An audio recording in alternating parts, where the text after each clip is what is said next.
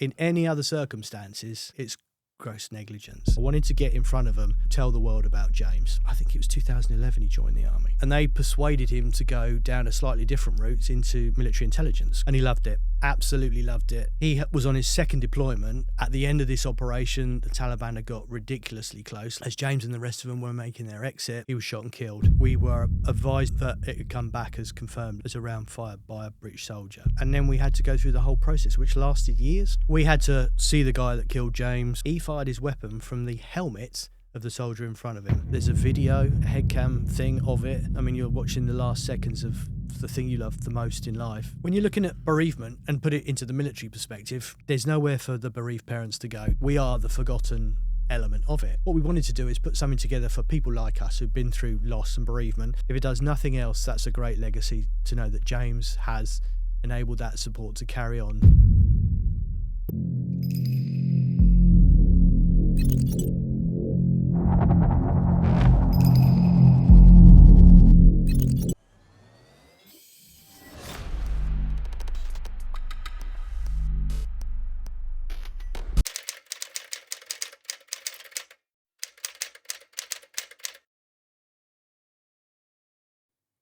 Welcome to this week's debrief, where you may recognise our contestant. He's not a contestant anymore, of course. It's Efrem from Channel 4's Who Dares Win. How are you, buddy? You all right? I'm all right, mate. How are you? Good, yeah. Look, great to have you on. Listen, I'm going to do this exactly the same as everybody else. I'm going to find out a little bit about you, and I'm just going to debrief your life, pick you to pieces, and find out where we go from there. Is that all right? Yep, of course it is. Right, so let's go right back to the beginning there. Where are you from, and what was your childhood like? So I was born in Brighton, East Sussex. Okay. I'm still in Sussex. We're local to Sussex, always been local in Sussex. Pretty standard childhood.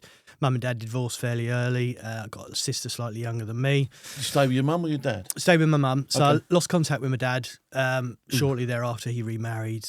He's had additional... Never seen again? No, we actually, bizarrely, I've now lost contact with my mum and I'm in contact with my dad in later years, which is bizarre. I stumbled across him by chance, Really? weirdly, many years later. So you know what it's like back in the... I grew up in the 70s and 80s. Yeah. It's a very different world to what we have now. Absolutely, yeah, totally different. So that was usual challenging sort of situation. So my mum brought us up. I wanted to be, when I was 16, 17, I didn't really have a clue what I wanted to be. So I, for some reason, thought I was going to be a rally driver, stockbroker, that sort of thing. Yeah. Never really happened. And I met Sharon, who's my wife now, and we had our first child at 18. So I was 18, she was 17. Yeah, that's proper young. What were you like at school? Just take you back slightly before we go. What were you like at school? Average, probably standard for a lot of guys. The report was generally intelligent, doesn't apply himself particularly well, could try harder, that sort of thing. Yeah. So pretty run of the mill, really. Standard. Yeah. Average at sport, but enjoyed sport. Music was my thing, so I played the guitar. Oh, wow, I was okay. in a local band. We got pretty good.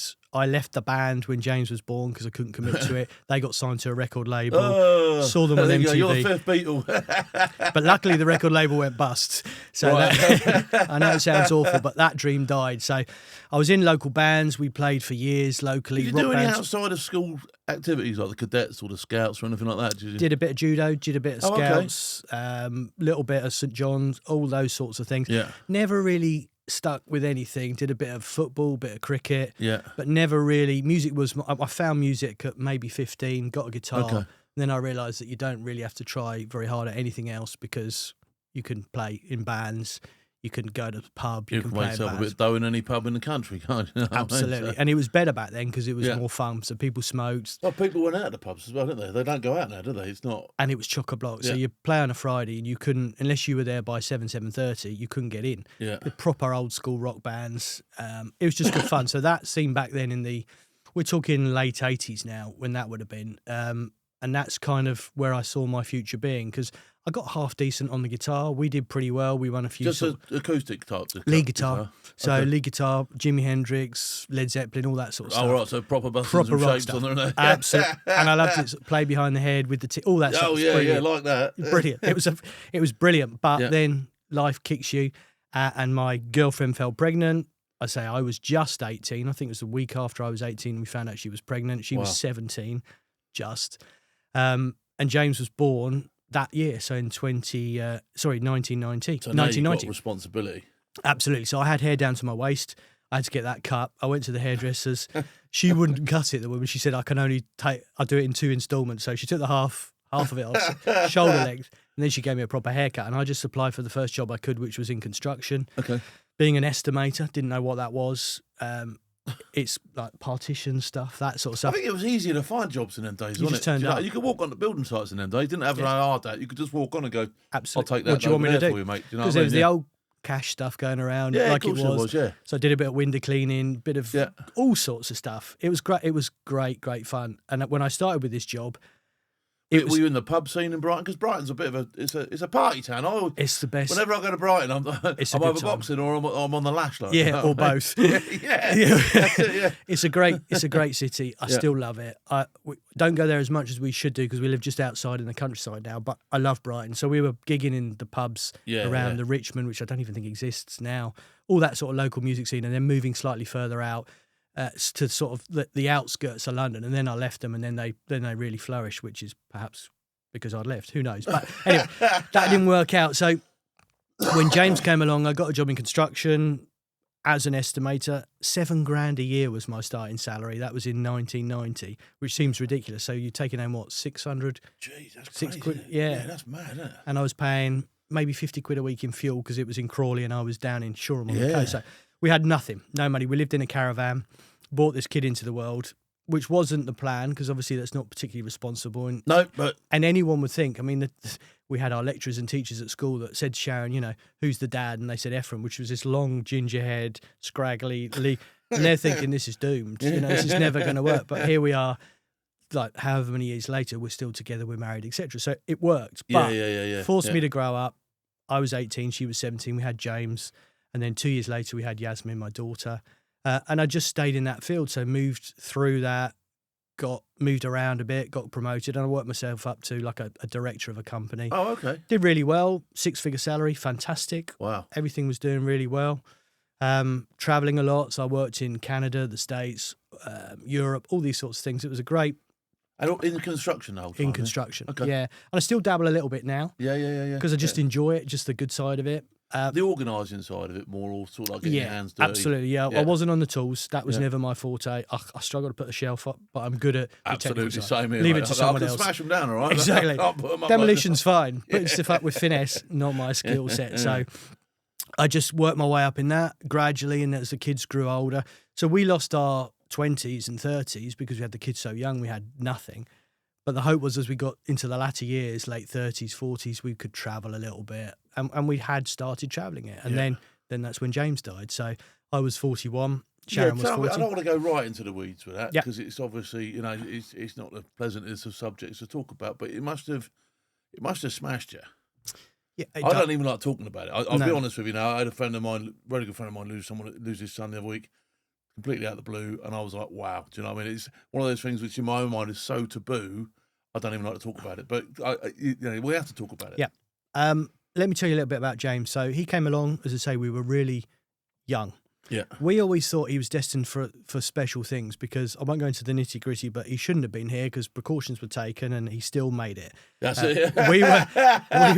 We were 18 and 17. Don't worry about that. You know how it works. Yeah. So he turned up, and we're thinking, because he was such an able kid. So he was a brilliant sportsman. Yeah. He represented the county at football.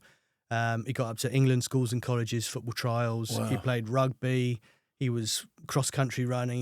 He was strong. He was an unbelievable athlete. But he was also... didn't apply himself particularly well academically, but he was incredibly intelligent. So he moved into the field of... He wanted to be a fireman, but that was in the austerity time, so they weren't really recruiting. Then he became a PT, which was kind of rubbish money and wasn't what he'd hoped for. So he then joined the army. Yeah. So we have... My grandparents were in the forces, obviously during the war. My cousin was in the RAF. He was a tornado. So he'd had a bit of exposure to forces types and heard some stories, presumably. And we'd always had an interest. The family have always had an interest, like a lot of families.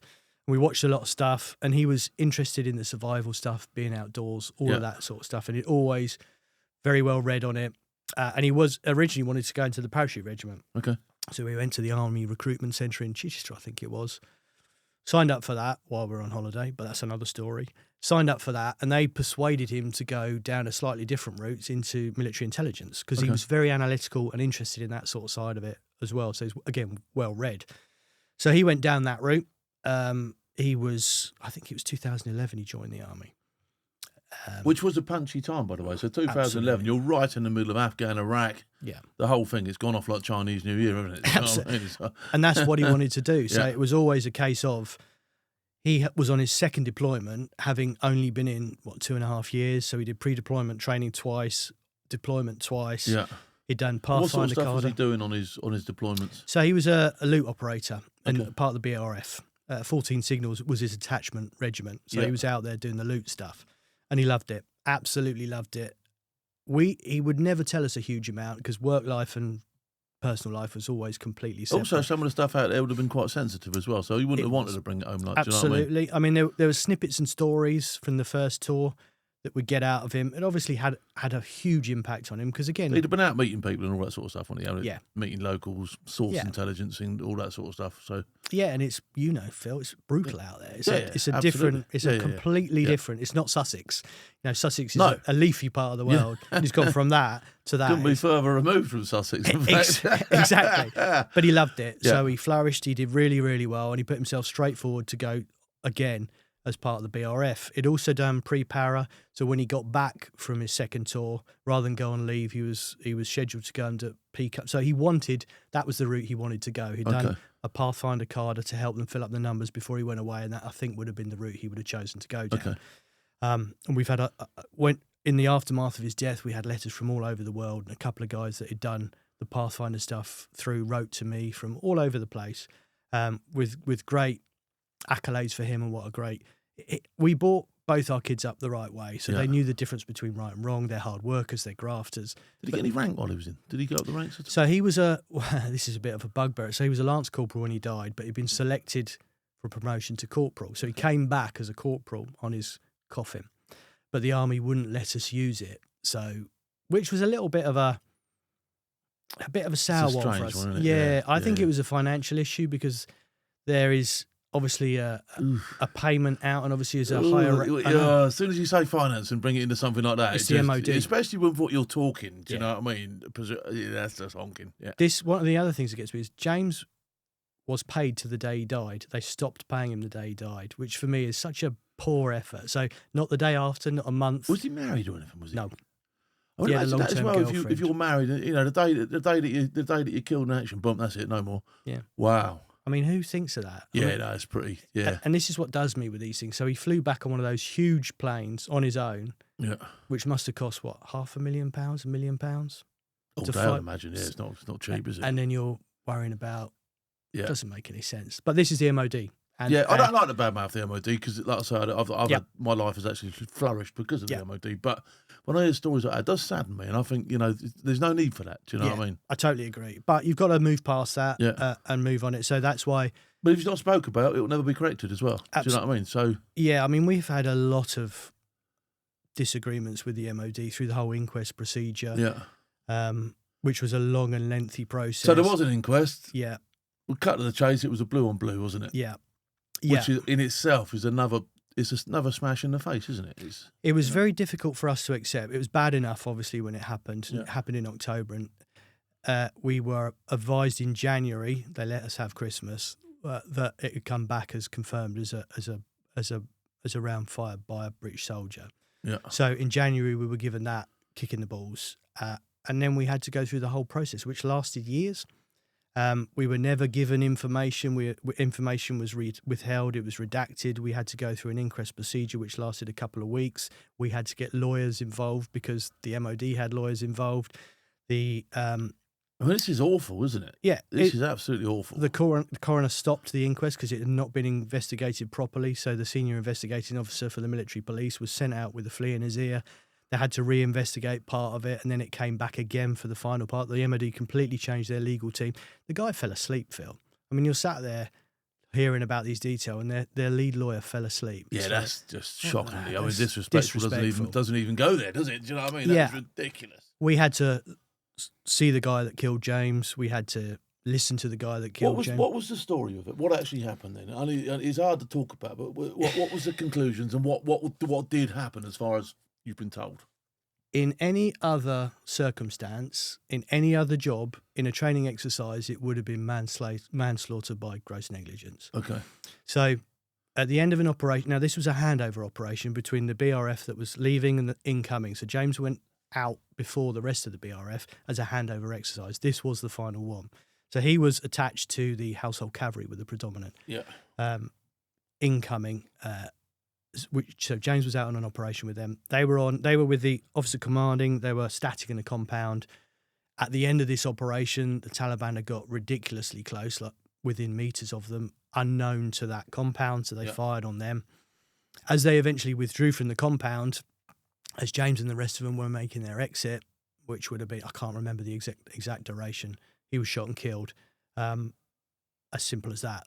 What it turned out... So they were withdrawing from their location to get away from Taliban fire? Absolutely. Okay. As the evidence and the information became available to us, and we got, I'm talking 4 or 5 lever arch files of statements. Yeah. What I did is I took the opportunity to speak to people who knew what this meant, because I have no experience in the forces, so we're very fortunate that we've got some very experienced and close people to us that advised us what all this jargon meant. Yeah. So there was maps, there was positions, there was standard, rules of engagement, all of these things. Yeah. What basically happened is one rogue soldier fired, instead of, let's say it was southeast. So he fired out of arc, basically. Yeah. So he should have been concentrating friendly into this area here, but he's gone completely into another area. Which is where friendlies are with the uniforms in Was there broad a day. reason for that? It's never been explained to us. It's never even been accepted. The guy himself... I mean, there's so many reasons that could have happened for me. Do you know what I mean? He could have been young, he could have been inexperienced, he could have been panicking, he could have been disorientated. But that needs to be explained to you. All of which... How did that rifle, which should have been facing that way, come to face that way? All of which was investigated and concluded, and he was a lance corporal of horse. He wasn't inexperienced. So he wasn't a crow? No, a new absolutely. guy. Yeah. He was in maybe a team of 4 or 5, all of whom had recognised the friendlies and were not firing on that area. It was broad daylight. They were in communications. They knew where the officer commanding was. My belief to this day is because it was their last operation, he wanted to just say goodbye with a bang sort of thing. So he was having a bit of a... I think so, yeah. Now, he fired spray up. He fired his weapon from the helmet of the soldier in front of him. He had an underslung grenade on the bottom of his rifle, so it wasn't stable. He fired it from the helmet. So in any other circumstances, it's gross negligence. It's manslaughter. You fired in the completely the wrong place. Even if it was facing the right way, you don't do that. You shouldn't really have your weapon they weren't with being an fired underslung grenade on someone's helmet. It wasn't a matter of life or death. They were not being fired on where they were. It's inexcusable. It's just not good enough, Phil. Where did he hit him? James. Yeah. He hit him just below the ear. He was killed dead instantly. So he hit him in the head? Yeah. And he died instantly. Again, a winged shot, do you know what I mean? But that looks like an aimed shot to me. That looks like he's actually targeted, boom, and I'm... Yeah. It was... I mean, I wasn't there, and that's one of the big things. If you weren't there, you'll never, ever know the whole truth, and you'll get 1,000 different stories on any contact as to what went on. Yeah. That's the nature of a contact. But, yeah, that just sounds all right. It sounds... It's easy for me to say because I wasn't there and I've never been in that situation, which is why we asked people who had been in that situation what their feelings were. We're very fortunate we also had close contact with the people that were with James at the time in that little group of people. And again, we were able to ask them why, with all this evidence, how could this have happened? And no one has ever been able to explain to us. The guy himself doesn't really accept it. It was just a case of, well, if that is my round, then I must have fired at him, which again is not acceptable to me. So no, because you have to accept responsibility. A soldier is taught. Well, he's taught to count his ammunition for a start. Do you know what I mean? Just got, he rounds out. What have I hit? Yeah. You should know where your bullets have gone. You should never be just spraying. I mean, I get it. Soldiers panic in contacts, or they try and win the initiative by firing loads of rounds. Praying and spraying. We call it all that sort of stuff. I get that, but to be doing it in the wrong direction, a single round which hits a single person. Unbelievable. Fired off the top of someone's helmet. It's not good enough, is it? Yeah, no, it's not good enough. No, not at all. And the thing that made it more difficult for us is that we knew that all the soldiers that gave evidence had been briefed by the household cavalry. They wanted to just get out of that inquest without blame. So you've got combat immunity, which takes it from any other sphere of what it is to being almost, unless the guy had said, I meant to kill James, there's nothing you can do about it. So he walks free. We have to listen to that. He behaved in such a crass manner that the coroner called the regiment up the day after and said, I've seen it on TV because it was covered on telly. I've seen the smirking. I've seen all of this. It's really disrespectful. I'm not happy. So they could not have conducted themselves any worse than household cavalry. A lot of the guys have since left as a result of that. Some really, really good soldiers that I've kept in contact with. And there was a lot of problems as a result of it. It's just not good enough, Phil. If someone could have said to me, if the guy himself could have said, I'm really sorry, I take 100% responsibility, this is why I did this, then perhaps there'd be an element of me being able to forgive someone. But that's never happened. The guy... Even a conversation is to acknowledge that he did it. Yeah. Without being told. Sorry, I thought it was the Taliban. Or sorry, I just genuinely don't know why, but I discharged my weapon. I don't know. It would have made it... In his own mind, he must remember doing it. Of course he does, yeah. Do you know what I mean? He was an experienced soldier, also had a gun licence over here, so was used to handling a weapon. Yeah.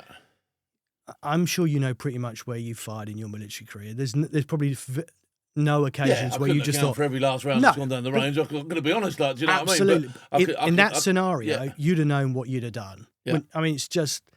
That's the training part of it. That's, otherwise, what's the point? There is no point. So that made it really, really hard for us. It continues to make it hard because we know that... Well, there's no closure, is there? No. The circle hasn't been completed, is it? No. Because there's still a sort of like bit as if to say, well... Why? Yeah. What? Yeah, that's horrible. And the other... James was awarded a mention in dispatches because of his actions on the day. If he hadn't have done that, he'd still be with us. So he stayed back to provide covering fire where the rest of them withdrew, and then he was one of the last guys out. Yeah. So if he hadn't have done that, he would still be here now. So what I try and focus on, because that other stuff can just destroy you. It has a huge impact on myself, my wife, my daughter, and no doubt James's girlfriend, Holly. So you have to try and think, all right, let's put that to bed. Yeah. Because there's nothing I can do about it, or else it just destroys you. So let's try and work on the positives. As I say, he was awarded that, he did what he did, and I firmly believe if he'd have known what was going to happen, he still would have done what he did, so it wouldn't have changed the way he was, because that's the sort of he guy wasn't going to back out of that firefight. No. And he wouldn't have, even if he'd known that he'd have died as a result, I don't think that would have changed it. That's the kind of guy he was. So I try and dwell on that rather than, because it does, it just takes obviously you into a dark very, hole. very brave soldier. He's a good lad. Gone out there, he's done his job, he's to the best, over and above, probably. Some would argue. Do you know what I mean? So, well, that's what we are with that, and that was a very, very difficult period of time that lasted years. It lasted don't go away, probably it doesn't go away. It's that's going to stay with you the rest of your life, isn't it? We decided, because we could have pursued it further, and the army warned us not to, in the respect of they would have lawyered up against us and really, really put some muscle into it. And we kind of thought, not that we'd back down because of the threat, because if we'd have believed we wanted to do that, we could have gone down that route. But what's the point? We can't bring him back. Do you know what? And that's the key thing for me. You can't bring him back, and all you're doing is going to bring more grief into your life, where really you want to move forward, don't you? Of course you do. Try and move forward as best you can. We gave him a bloody nose, which was the best we could have expected. The coroner called it. They did a shocking job. They were told to reinvestigate it. The coroner told the chief of the army, I can't remember who it was, to write an apology to us, which was rubbish, as you can expect. When people are asked to make an apology, it's pointless. It's not sincere, is it? No, of course it's not telling me to say, He probably didn't even dictate it, but we did all we could do. We gave him a bloody nose, and I felt that we'd done what was right by him and what he would expect us to do, to call him out for being wrong. Now, it's not a subject I often speak about, because people often say, how do you think the guy feels? It's like, well, how do you think? I don't care how he feels. He's never accepted responsibility. He's never fronted up. He's never... No, I mean, if that was 100% his round from his rifle, he needs to stand in front of you, look you in the eyes, and either say, sorry, I completely misread the whole situation and got it wrong, or have some other sort of thing to offer you. And if he doesn't, then you live with that, because you know you have to live with that. That's your thing. So in that respect, you're absolutely 100% doing the right thing. Do you know absolutely. What I mean? And that was a few years ago. And once that finished, we did feel that we could move forward with life, because up to that point, you're reading all this stuff. You look at, there's a video, a headcam thing of it. So that's all been played to us. We've seen that. and that's hard. I mean, you're watching the last seconds of the thing you love the most in life. Oh, I can't even imagine it. I tough. genuinely don't even want to imagine that. No. You know, that's horrendous, isn't it? It was hard to deal with, but the visual side of it was very much how I had imagined it to be, based on the pictures, the statements, etc. So it helped to visualize it and helped to realize how quick it all happened. You know how quick these things happen. It happens, you can hear stuff and then it happens. So, but we're past all of that now. There's nothing we can do about it. We accept it. We move on. I say to a lot of people, I haven't got enough time on this planet for the things I love, let alone the things I don't. Exactly. So sometimes you just got to get the stuff that you love, get it in a big bundle, and get out of the way of everything. Like, do you know what I mean? Absolutely. Yeah. And move on with life. So that's what we did. So you moved on with life. Let's talk about your progression onto the show then. Come on, let's talk about the show, because that's what people are going to recognise us for here today, isn't it? Yeah, people say, why did you go on it? I don't, to this day, I don't know. But what you just felt an urge. When did you watch? You must have watched the first series. I did. So it was filmed near Broady, near where James was based. So we had a connection, and it was, Okay. I think it was on TV at a time when we just, it was around, I can't remember when it was. Maybe it was sort of around, it was certainly in the winter, and it was I like the darkness of it. I like the visual side of it. Yeah, and it was different. an old camp, wasn't it? The railway tracks going through it and all that sort of stuff, and the weather was minging, it was permanently raining, it was honking, Absolutely. wasn't it, basically? And at the end of it, it said, if you're interested, ring or email this thing, which I did. So that show saved my life. So I had cancer, and I didn't know I had cancer. Yeah. As a result of some of the medical issues I had on the show, the doctor, Sandeep, referred me to my GP. So what were your issues you were having? So we're in Ecuador. You know what it's like in the jungle. Yeah. It's horrific. The climate, the environment. Ecuador's quite a honking jungle as well. It stank. It was disgusting. So, I mean, I remember everything there. It's got this, it just wants to kill you. So I remember running down a slope, grabbing hold of a tree which had like 2-inch needles in it. Yeah, you pull the needles disgusting, out, isn't it? Yeah. Then they get infected, so you can't do your trousers up, all that stuff. Yeah. But one thing I had, so weirdly, the first thing we ever did, we jumped into the river, we got in a boat, and then Ant ragged us up and down the beach. And for some reason, I couldn't stop weeing myself. What do you say to that, eh? Yeah. So about he's not that scary. No. He's only that big. It's not that big, is he? So I had been for a wee in a bottle in the boat, because for hours, you know what TV's like, for hours we're going up and down. So I didn't have a full bladder, but as we were running through, I just weed. Yeah. And then again, about 10 minutes later, I just weed. Now in Ecuador, they've got that fish that if you wee in the water, swims up your... up the eye. So that terrified me, because in the health and safety brief we've had, everyone has said don't wee in the water, which I had done twice. But that's a side issue. So I went to see the doctor, said, this has never happened to me before. He said, well, it could be a urine infection, could be anything from that all the way up to prostate cancer, worst case scenario. When you get back, go and see your GP, because it happened 2 or 3 times after that as well, maybe 5 times. So I went back to see my GP. He wasn't interested, because at the time I was 45, no history of prostate cancer in the family. I'm not at a high at-risk group. Black guys are more prevalent to white guys, for example. That's not me, obviously. So reluctantly, he gave me a PSA blood test. That was high. And eventually they found out that I had prostate cancer and I had my prostate removed. So if I hadn't have been in that jungle, that wouldn't have happened. You wouldn't have found out, and potentially... I'll be dead probably by now. Yeah, so that show saved my life. So I don't know if I was drawn to it weirdly, like as some sort of outer body thing. I'm not a firm believer in that, but I'm also not the sort of person to apply to go on a show like that, because that's just not me. Yeah, because, I mean, aside that, whatever show it is, did you have a yearning to be on television? No. No? Absolutely there was not. no sort of like, I want some fame. You weren't trying to build your Instagram account, were you? Because I didn't have one.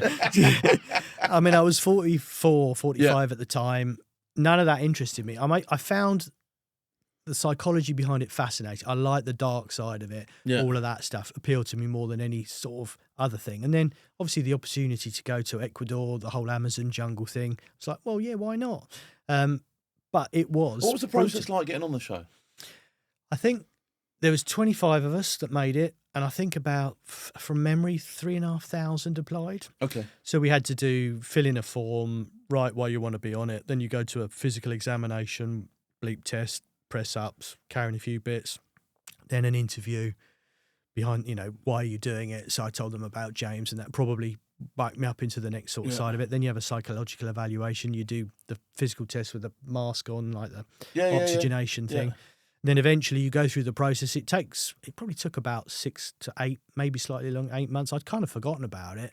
Then it just kept coming back as, right, you're on to the next one. We've selected you. Now to Channel 4, they review it, and off we went. Next thing you know, you stood at Heathrow, ready to go to Madrid to Quito, blah, blah, blah. And then you're there thinking, how did this happen?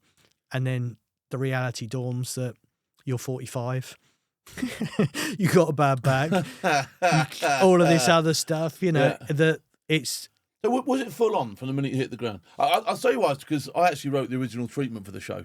Channel 4 robbed it. Thank you very much, Channel 4. Wrote me out of it and came in. The rest is history. And I don't begrudge them for that. Great show. They've done great things with it. Like, do you know what I mean? But having never been through the process now, I just want to know if it was as close to what I'd imagined it to be. It's worse. I'd say it's harder than what you see on telly, because a lot of it never makes it, especially in the jungle, because you can't film it. There's too much. But are you permanently under the hammer? Like, do you know what I mean? So there's never sort of like, right, here's what you're filming now. Up you get. No, do so. you're permanently being filmed. Right. You're going to be in that basher there. Yeah. Static cameras are always moving. Do you stand to in that? Do you have sentry positions and all that sort of stuff? No, we didn't do that sort of side of it. Okay. It was, I mean, a lot of it was just trying to get some discipline into people, make sure people look after themselves physically, because you're in the jungle. Massively important in the jungle. Sweeping your body up, can go down so quickly. And it did. Yeah.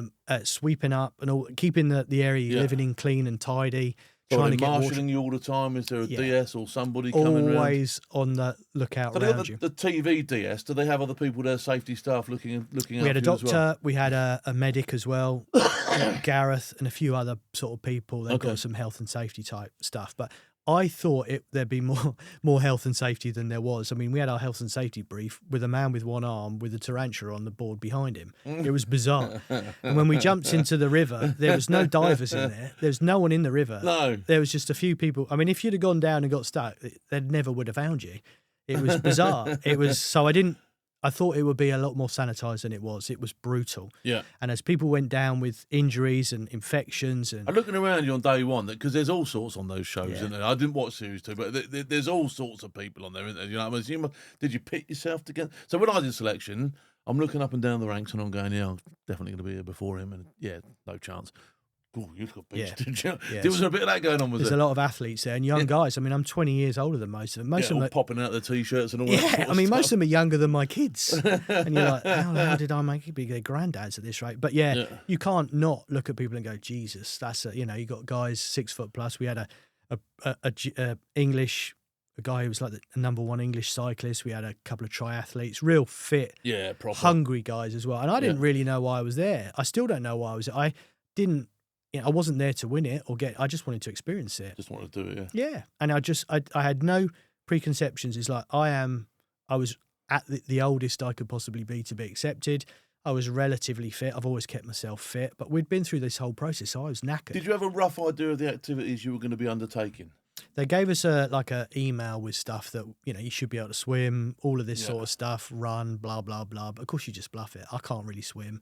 I can sort of survive in the water, but that's it. You know what it's like. You just go, that'll be fine. Don't worry about it, until you stood there on a bridge going, all right, okay, you do need to be able to swim here. But have heights? You all right with heights? I was fine with heights. Yeah, I used to be a window cleaner when I was doing right, catching hand stuff. Yeah, exactly. But the first experience I had is I stood on the edge of that bridge with Billy. He's terrifying when you first meet him. And he said to me, what's your name? I said, Efrem. And he went, what sort of fucking name is that? I was like, here we go. And he said something about a boy called Sue. Look up, look down, and stepped off. So it was a baptism of fire. And because Billy's a very good friend of mine. Me and Billy served together. So he's a great friend of mine, a great guy. Do you know what I mean? I never see him like that. But when we knew when he walked through the door, we were in for a bad time. When the others, maybe not so bad, Foxy's, he's quite a gentle sort of guy. He's a nice guy, isn't he? Billy's not. Yeah, he's, so it's all F's and Jeffs, and you knew you're in for a hard time. And of course, he hadn't been on the first series, so that's right. Had no idea who he was. McLaughlin came off and he went on, didn't he? So the other 3 had some sort of an idea of who they were, but he was unknown, and he looks the part, and he is the part. Oh, he's definitely the part. Out of probably everyone on that show, he's Yeah, probably got the most experience. Without a doubt. And he's a great guy. I've kept in contact with him. He's just a top man. Yeah. That also bleeds through as well, just in the way he goes about him stuff. He's got great integrity. I think he's different to the rest of them. He's in it for the right reasons. He's a good guy, but he was terrifying at the time. You knew you were in for a tough time when he was at the front. You're like, oh God, more running, more this, more that. Yeah. But that's why you're there. And it was a great experience. I got to abseil out of a helicopter over the Amazon. I mean, it was just, I was just stuff like that's cool, isn't it? Do you know what I mean? And it it outweighs all the sort of any fear that you might have by the fact that you sat on the edge of a chopper above the canopy going, wow, look at that. Do you know what I mean? And I approached it with the same thing. Whatever they ask me to do, I won't think about it. I just do it. And that's how I've always tried to do stuff, because you're safe. You know you're going to be all right. Just experience it and enjoy it. Don't get beat up about worrying about stuff. I mean, the day before we did the jump in the river, that one of the production crew said, "You're going to be doing a bit of water stuff tomorrow. Is that fine?" I was like, "Yeah, absolutely. Water is not my thing." It's like, well, we'll just wake up and see what the day brings us. And then you stood over a river going, well, that wasn't what I was expecting. And you move forward with it. It was a great experience. Did you get so I'm going to be really honest here. When I did selection, and I know it's totally different than people, so I'm not going to try and confuse the two for people in the audience to go different. Totally because it is different. But I did genuinely get some sort of pleasure out of other people coming off that course, all right? 100%. Because you're going like that. Yeah. Done you. Do you know what I mean? Beat you. Not that I'm going to dwell on it or take the mickey or nothing like that, but I'm thinking, right, there you go, that's out of the way. That's me. That's another one to the good. Do you know what I mean? That's more chance I've got now. Do you know what I mean? I got about halfway, I think, and there's a lot of stronger, fitter guys. Off? I just couldn't do it anymore. Did you just hand your armband in? I was just dying. I mean, I didn't know I had cancer at the time, so I was tired, lethargic. I'm not going to make an excuse of it, the environment. And for me, it was more the recovery. So it's the day after day after day after day, which I'm sure you can appease to. When you're in your 40s, it's not like you're in your 20s. No, absolutely your not. Back's in bits, your shoulders. I played a game of football 3 weeks ago, and I'm still recovering. That's what I mean. You've got to be realistic about this. When people say age is just a number, it's not. It's the recovery. That was the thing. The lack of sleep, not so much an issue. The lack of food, not an issue. Hydration, it was just day after day of just the back, all of that stuff. And I was like, do you know what? I've done all I needed to do. I kind of set myself a target that I wanted to get in front of them and tell the world about James. That was my goal when I went in. You did, because there's a clip which is still up on YouTube now, isn't there, of your interview with was it Foxy and Ant. Foxy and Ant, wasn't it? So that whole process was about half an hour long, and they edited it down to whatever it was. Yeah. So there's a lot more good stuff to it than that. But I just wanted that. And when that had happened, I almost went, I'm fine now. And that was kind of like, as soon as that doubt comes in or you relax, you're pretty much done. I think it was another couple of days after that. And then I was fine to go about my way. I mean, obviously, retrospectively, I was disappointed. Did the staff change their attitude towards you at all post that interview? I think so, probably. They're more sort of like understanding. As Foxy certainly came across on that interview as sort of like, wow, bloody hell, I never realised that. Do you know what I mean?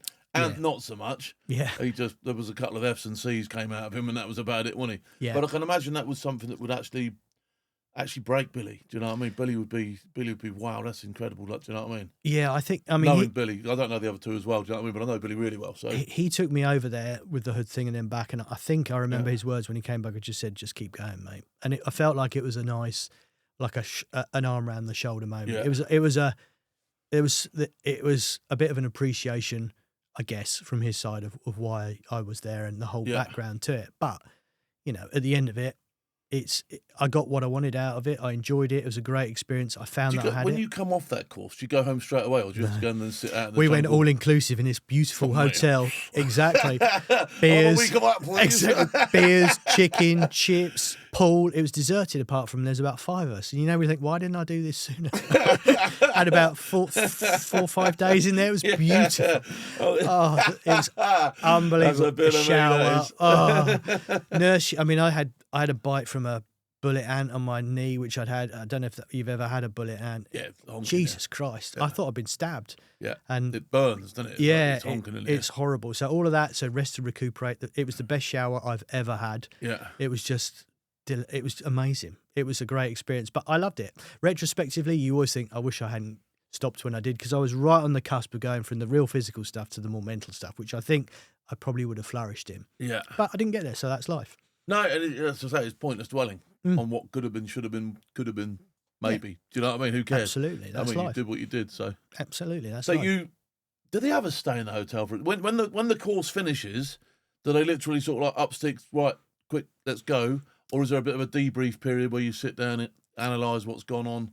Is there any like that? Or is it just a straight, right, finish, okay, you'll see it in 6 months' time, lads, off you go. Do you know what I mean? I think that it depends on the flights, because they've obviously got to book people on flights, and it's not an easy place to get back from. Decent seats on the flight or sat down the back? Economy. Yeah, it was horrendous. One of the guys who broke his ankle went business. We're like, how does that work? So you I'm a bit by hand. he's going like, I'm a bit by hand. and I can't stand my leg. I've got cancer. I didn't know at the time. I could have dined out on that.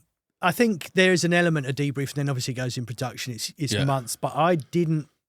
Once I'd done it, it was that element of, I wish I hadn't done that, because I don't now want that to be, because people think they know you. I'm sure you get it all the time. People are like, and I don't like that. I mean, even we were at the Army and Navy rugby the other day, and some random stranger came out and gave me a bear hug. It's like, oof, because I've forgotten about it now, but it was, what was it, 6, 7, 8 years ago, whenever it was we did it, but people still remember it, which is nice. Yeah, I'm in the business now with lots of people recognise me everywhere I go. I don't go anywhere without getting recognised now. And I think, that's part and parcel of what I have to accept because of what I've done. And I do actually genuinely appreciate people's support in that respect. Do you know what I mean? And I've put myself out there. So it's weird, though, isn't it? It's extremely it's weird. Really weird. Because people, like you say, because I've written books and stuff like that, and people look at you and go, I remember so-and-so. You go, yeah, I do remember so-and-so. How do you know that? Do you know what I mean? And then you remember. Oh, yeah, of course, yeah. And it's the same here. They know stuff about you, and you don't know you don't even know what their names are. So it was weird.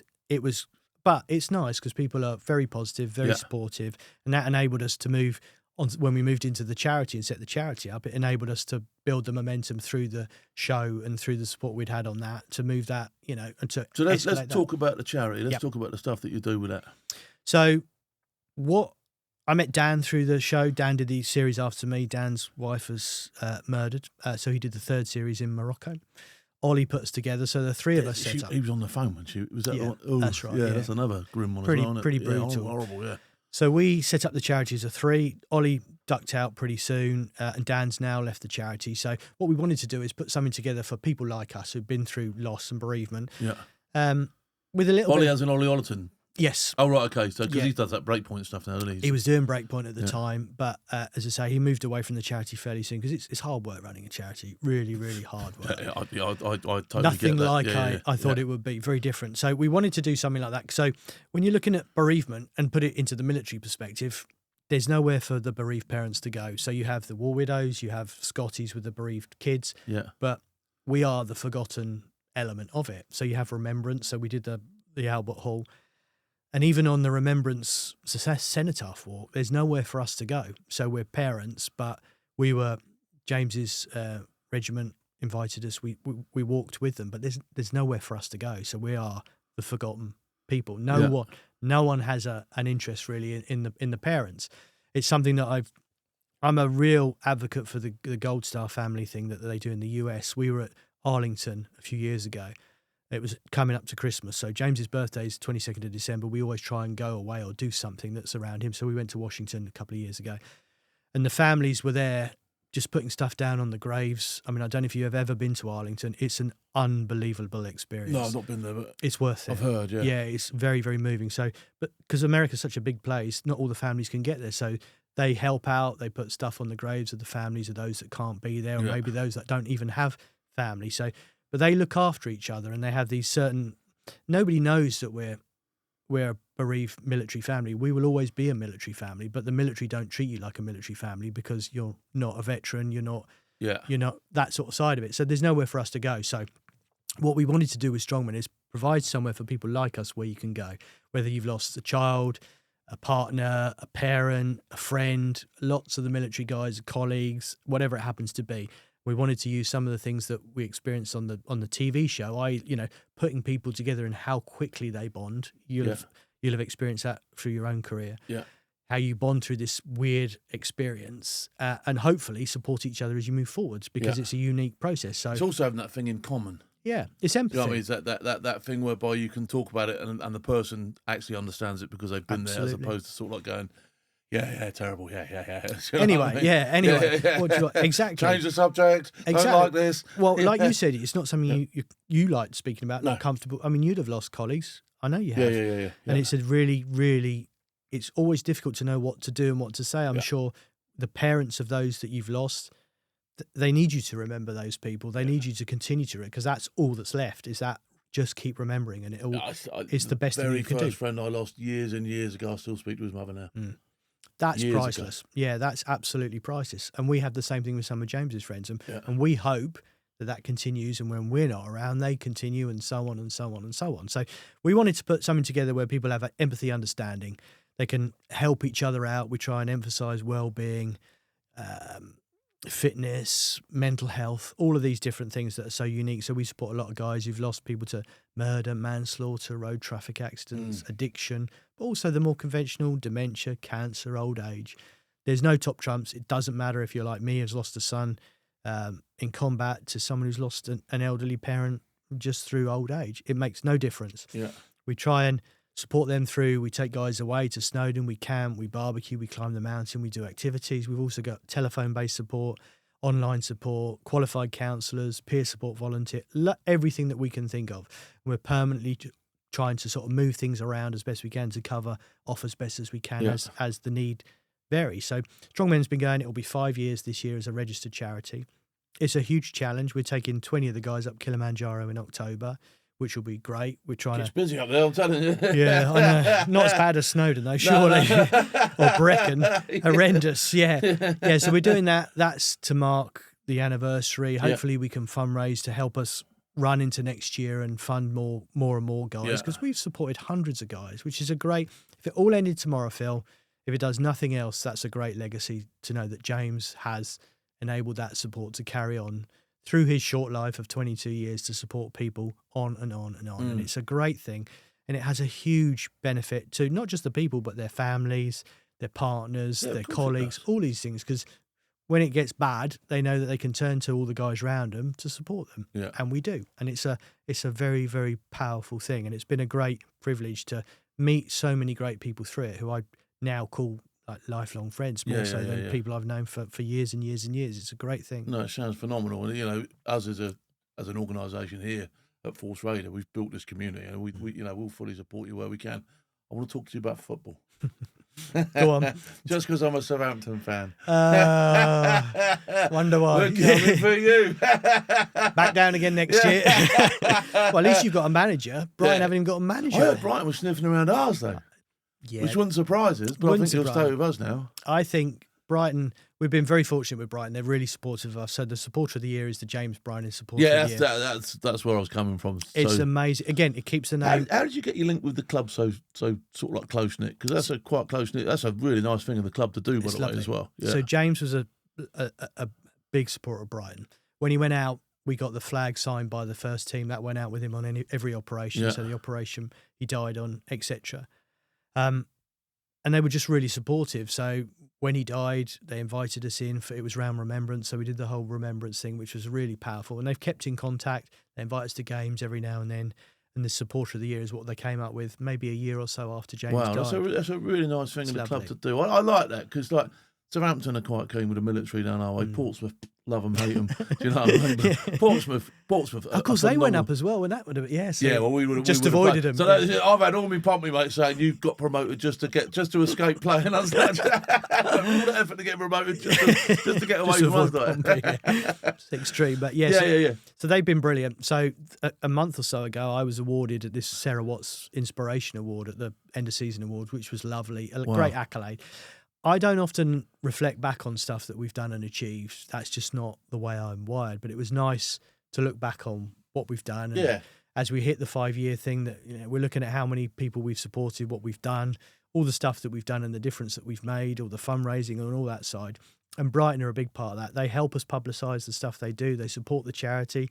They helped fund us a couple of years ago. And I'm sure if I ever ask them for doing something, they generally speaking, they will help us. No, that's a They're really brilliant. Good. That's a really good thing. And do you know, it's a side of football that not a lot of people see. Yeah, agreed. All over. When I speak to people that don't understand football, they go, "Oh, overpaid idiots kicking a pig sack about." Do you know what I mean? Go, right, nice. There is an element of that. Of course there is. I'd be an overpaid idiot all day. We would all be overpaid idiots if we had any talent. All these clubs have got this community outreach thing. You know, Southampton have, like I say, the P word have. You have. Do you know, all these big clubs have got. Yeah. I've got that element that do stuff like that, and I think it's phenomenal. So well done to Brighton there. Yeah, it makes a great difference. They're a great club, and so massive. We speak regularly Tony Bloom, the owner, and Paul Barber, the CEO. They're great people, and they understand how important it is in the community. The club is in the community. No different to Southampton. It is the hub of the community. Yeah, absolutely. Do you know what, as well? Whilst you're in the Premiership, the whole mood of the town is different to when you're in the lower leagues, isn't it? Do you know what I mean? 100%. You notice it in Southampton straight away. You get relegated, like boom, and then the next year it's completely different in town. Do you know what I mean? But the big clubs come. It's big days out all the time. And another South Coast proper game to have, because between yourselves and Leeds, it's like a lot of James's friends are Leeds fans, so I was quite amused when they lost, because that was quite nice. But yeah, Southampton Brighton's always a good occasion as well. Yeah, so it's it'd not be good. quite what Southampton the P word is. Do you know what I mean?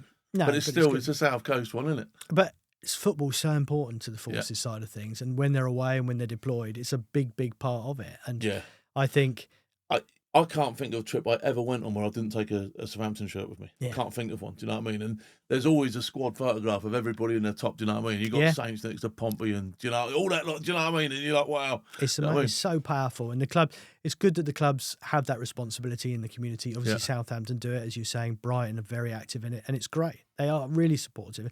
Football is not just about that 90 minutes on a Saturday or whenever it is. Yeah, no, it's good to see. It's brilliant. You get some of the bigger clubs, and I think some of the bigger clubs do it, but they come across as more corporate all the time, don't they? Do you know what I mean? Whereas, Brighton do come across as a club that actually proper club actually care.